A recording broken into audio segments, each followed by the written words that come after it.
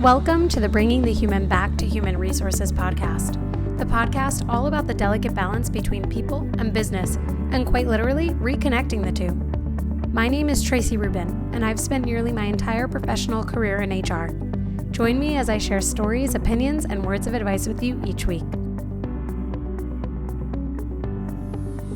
Hello, everyone. Welcome back to the podcast. Thank you for being here for another week. Just a note that you will see that throughout the month of December, my episodes for you are going to be a little bit shorter than usual. They're going to be around the 18 to 20 minute mark. I hope that means that you can listen to these in an abridged part of your day, especially, I think of December and I think it's just a crazy month for work and everything. So I'm hoping that making these abridged will save me a little bit of time, save you a little bit of time, and then come January, we will be all the way back to normal. So thank you for being here. Enjoy this episode. I hope that you enjoyed last week's conversation on how to effectively manage up. I did receive some messages from those of you who listened and took away some important information that it was helpful and that, you're going through something that enables you to kind of use some of those skill sets that we talked about. So if you haven't yet listened, make sure that you put that on your to-do list. You don't have to do it right now, but something to think about. Go back to that episode. For today, we are going to talk about recording laws. And I thought it would be helpful to talk about that because I get questions about having witnesses in conversations. And in general, I have definitely experienced in my career people saying that they've recorded conversations or insinuating that they've recorded conversations. And it's really important that you or your friends or your loved ones know that there are laws against this in some states, specifically in the U.S. If you are in a place outside of the U.S., your policies and laws might look a little bit different.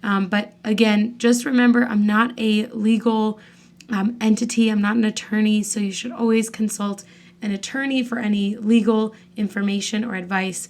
But I do want to just preface by saying that you can't just decide that you want to record someone, especially if you're not receiving consent from the other person. Obviously, that has a lot to do with this.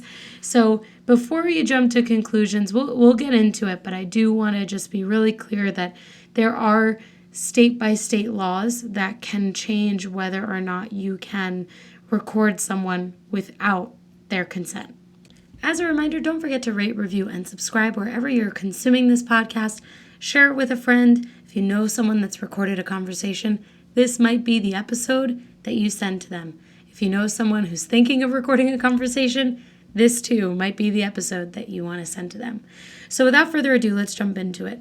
I should mention that company policies might be specific around this as well. So let's say you live in a state within the United States that has a one-party consent rule, which we will break down what that means. If the company policy prohibits, let's say, recording, then it doesn't matter what the state says. You could be acting against company policy if you are recording. So just because the state allows one thing or doesn't allow another doesn't mean that your company then doesn't supersede that. Your company policy will take precedent immediately, if something happens, like let's say you're caught or identified as doing something against company policy. Even if a state allows it, that company policy will trump the other. So keep that in mind. Let's break down some of these terms here. One-party consent. This, and you all know if you've been here for 1 week or 17 weeks, or 52 weeks, more than 52 weeks at this point, that I will always put the links in the show notes to where I get my information. So this source is a legal website. So I will add the source in the show notes if you want to check it out. So one-party consent is if the consent of one party is required, you can record a conversation if you are a party to the conversation. So let's say I, Traci, am person number 1, and Susie Q is person number 2. I could be, if I am in that conversation, considered a single party. So I can consent to recording that conversation because I am part of that party, and that's the only consent that is needed to legally record. So this passage goes on to say if you're not a party to the conversation, you can record a conversation or phone call provided that one party consents to it after having full knowledge and notice that the conversation will be recorded. So let's say, for example, that there are three people in a conversation or two people in a conversation, and there's a third person who is sitting out but has the opportunity to record. Maybe they're a witness. They can get consent from one of the individuals in that group, and that would constitute one-party consent. So there is a federal statute on this in the U.S. There are also 38 states and Washington, D.C. that have adopted this requirement, and Nevada technically also has a one-party consent law, but the Supreme Court has interpreted it differently to actually be an all-party consent law. So that seems a bit like an exception. We'll break this down. But good to know that the majority of states have this one-party consent. But that means that if you are not part of this 38 states or Washington, D.C., that you could potentially be a part of this all-party consent requirement. So there are 11 states that require the consent of every individual involved in a conversation or phone call before the conversation can be recorded. Those states are California, Delaware, Florida, Illinois, Maryland, Massachusetts, Montana, Nevada, New Hampshire, Pennsylvania, and Washington State. So if you heard your state, that means you cannot legally record unless every person in the conversation has agreed and consented to the conversation. So sometimes these laws are referred to as two-party consent laws, but really it's not just two-party, it's all-party, meaning if you have a conversation of 4 people or 15 people, all of those individuals need to consent. So all of this, goes on to explain that what consent means. And I think it's important, is whether you're in HR or you want to get into HR, to understand that this is something that comes up. People want to record things. They think it helps to have proof or quote unquote receipts, as the kids say, And while that might have truth and validity to it, it's a lot safer and a lot better to just ask for an email kind of summarizing what was discussed depending on who is in the conversation. Like if an employee says, I want to record this conversation, and a manager is like, well, I don't consent to that, and it's an all parties consent state, then I would say as the employer or the manager that they would say, or they should say, I will send you a summary of this conversation following, and if you don't agree or you have an issue with any of the points based on what we discussed, you let me know. Or an even better option is to have a witness sitting in on a conversation. Witnesses help tremendously when it comes to clearing up confusion, validating what happened as a neutral party and neutral stakeholder, and witnesses also mitigate that opportunity for this didn't happen or that didn't happen, this happened.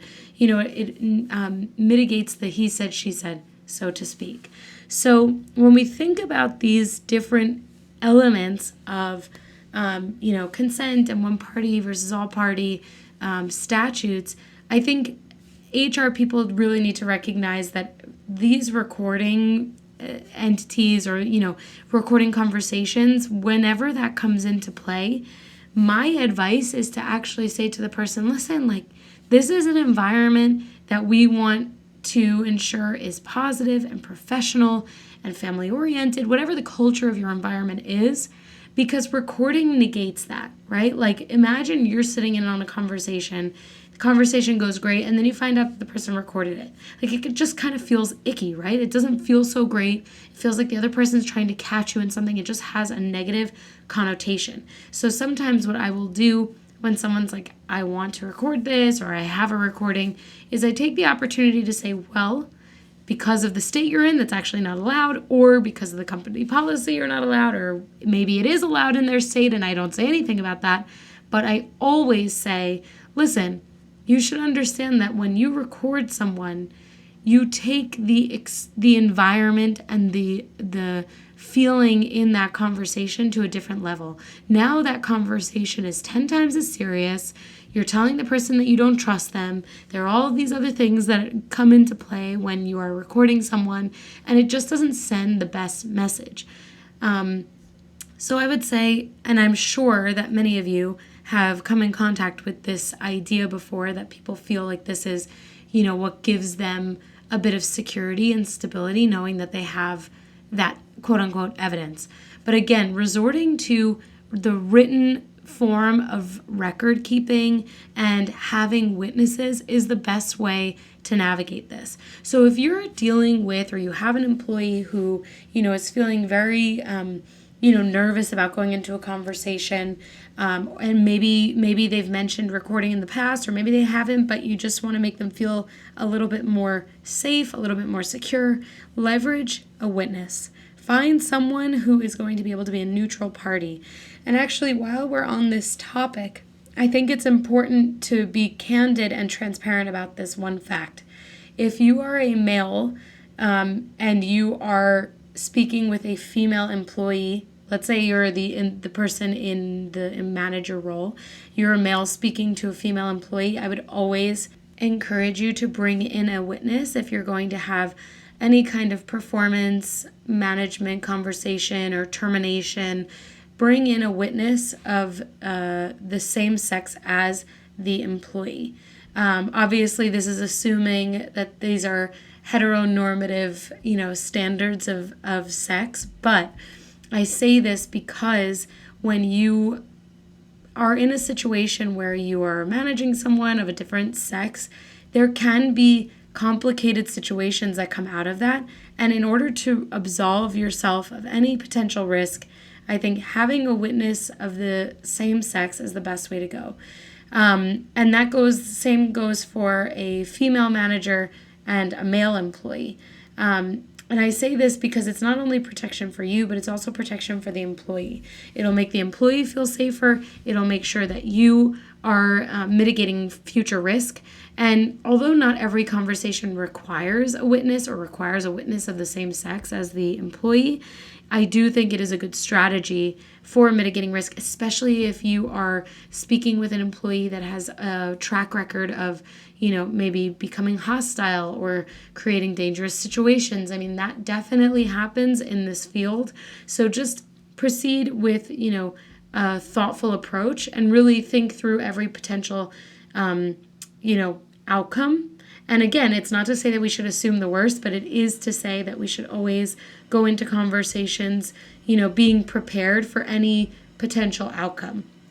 I know for me, when I pull in a witness, being an HR person, it's a little bit easier, I think, to just kind of have that one-on-one conversation, because especially once you create a rapport and a standard of practice and excellence, you become a more trusted partner and your reputation is clear.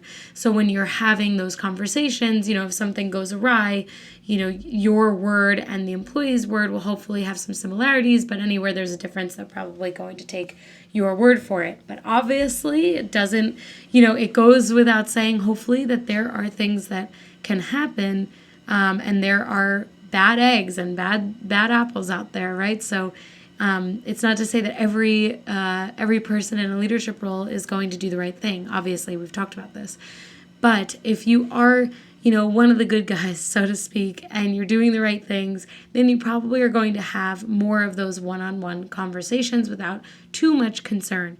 But I am speaking from experience when I say that I have absolutely leveraged bringing witnesses into conversations many times, and it is a good strategy. So with that, if you have any questions regarding recording conversations, witnesses, anything that kind of relates to that employee experience, human experience, etc., or even HR policies, let me know.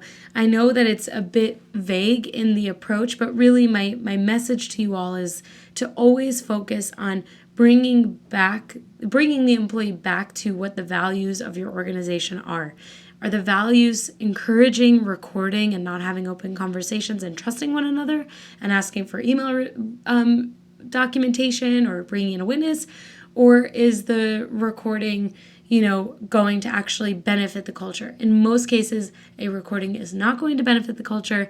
It's not going to add value, and it's only going to further cause a rift and a divide in the dynamic between those people. So take that with you. I hope that, you definitely make your own decisions with this, and let me know if you have any thoughts or feedback on that. I wanted to move aside the recording conversation and answer a question that was sent to me in my DMs last week. And the question was, how do you bring your best self to work? And I think that I've answered this before. I don't know if I've answered it on a podcast episode, or if I've answered it on Instagram Live or whatnot, but I thought it would be helpful to answer that because I think as we close out this year, we're approaching 2022 at this point, which is insane. I'm doing a lot of reflection, especially I've shifted in jobs, and I know many of you have as well. And we probably have asked ourselves this a million times. How do we bring our best selves to work? Am I being my best self? Am I doing my best work? And I think for me, bringing my best self to work is making sure that I'm in the environment that allows me to bring my best self to work. So if you have been thinking about making a change, or, maybe even trying to change your mindset, let this be your call to action. Now's the time to do it. Every environment has an opportunity to either, give us exactly what we need or allow us the opportunity to create what we need and what we want. And so if you don't have what you need and you can create it, then that's amazing. And you should shift your mindset. You should put in the work to make the environment exactly what you need to be your best self. If you are in an environment that doesn't give you what you need and you are unable to put in the effort, maybe it's just not the right environment, or you've tried to make the changes to make it what you need, then maybe it's time for you to make a change so that you can, again, bring your best self to work. Life is way too short to bring our worst selves to work, and actually, I don't want to interact with your worst self, so I'm sure your coworkers don't want to interact with your worst self. So put your best foot forward, shift your mindset, and I hope that in January, when we start to think about what we're going to do for the new year, how we're going to grow and expand and, be our best selves, that we take that with us. And speaking of 2022, I do have a lot of exciting things coming up, and I'm keeping this episode a bit shorter because I'm actually setting the tone for the rest of December. My December episodes, unless something crazy happens, are going to be somewhat like micro episodes. They're going to be quick like this. And I know I mentioned it in the beginning, but I want to mention it again, that, really this 18 to 20 minute mark is going to be the sweet spot because, we all have a lot going on. I want you to get as much information as possible, even through the holidays. And, for me, I think having a little bit of the extra time, even if it's only 15 minutes, will allow me to really think about 2022 and the content that I'm giving you. So for December, we're going to have some holiday episodes, some short and sweet content. And if you follow me on Instagram, you will definitely get some additional content with the time savings that I am generating from the podcast. I'm giving back to you on Instagram as well. So if you haven't yet, go ahead and follow me at HR Traci, and I will see you next week.